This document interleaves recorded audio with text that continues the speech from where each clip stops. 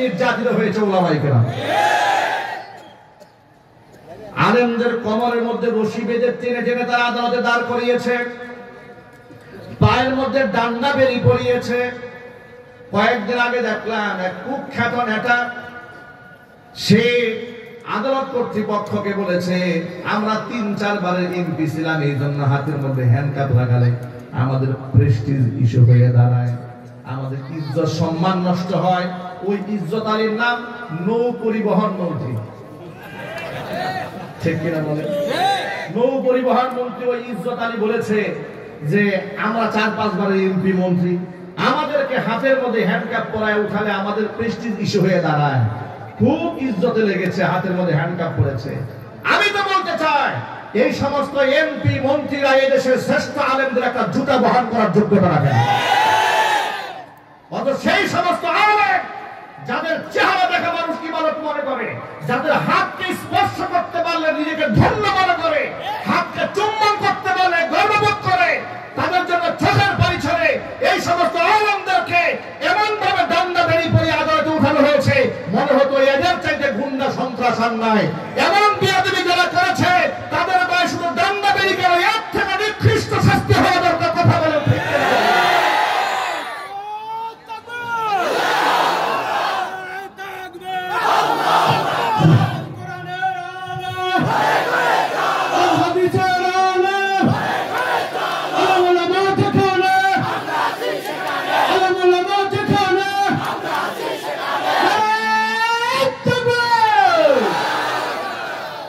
আলেমদেরকে মানুষ কত ভালোবাসে।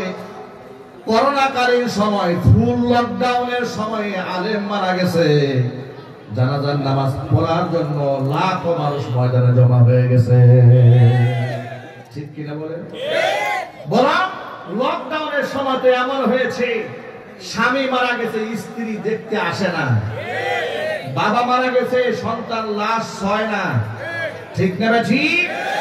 ওই সময় জুবাইর আহমদ আনসারী রাহমাতুল্লাহি আলাইহি মারা গেলেন, জানাজার নামাজে লাখো মানুষের ঢল নামলো, টেলিভিশনে আলেমদের সমালোচনা করা হলো, বলা হলো সব মৌলবাদী দেশটাকে শেষ করে দিয়েছে।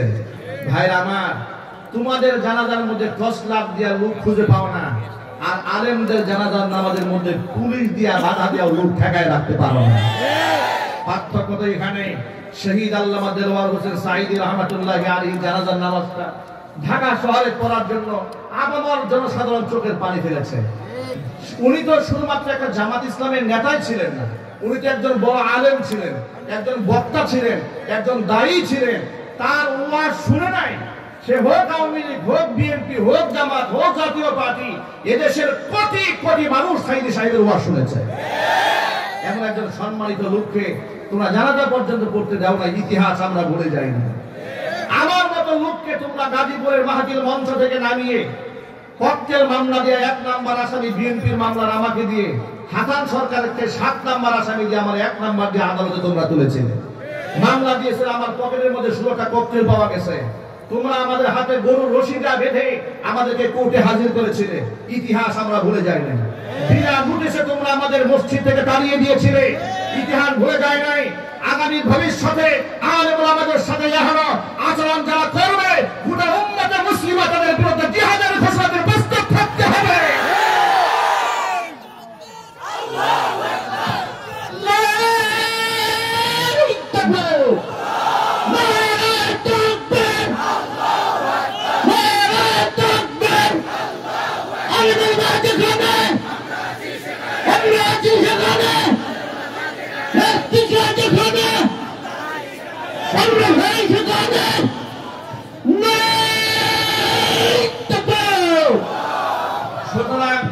সুতরাং ইনশাআল্লাহ আগামী 1 শতাব্দীর ভেতরে এই ভূখণ্ডের মধ্যে আর একটা হাসিনাও তৈরি হবে না, কথা পরিষ্কার।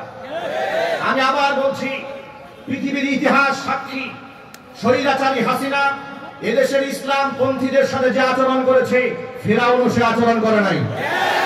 মুসলমানদের পরিচয় দিয়ে এদেশের আলেমদেরকে হত্যা করে রক্ত নিয়ে জাতীয় সংসদ দাঁড়িয়ে যে মহিলা তামাশা করেছে, অন্তত পক্ষে আর যাই হোক এমন স্বৈরাচারীর পক্ষে একটু শব্দ করবে এমন মুসলমান ভূখণ্ডে থাকতে পারে না।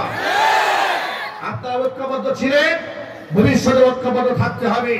এদেশ ইসলামের দেশ, এদেশ কোরআনের দেশ, এদেশে আলেমদের দেশ। ঐক্যবদ্ধ থাকতে হবে। ইসলাম বিদ্বেষী কোন ব্যক্তি বাংলার জমিনে আমরা বরদাস্ত করব না। আপনারা রাজি আছেন কিনা? দুহাত দেখতে চাই।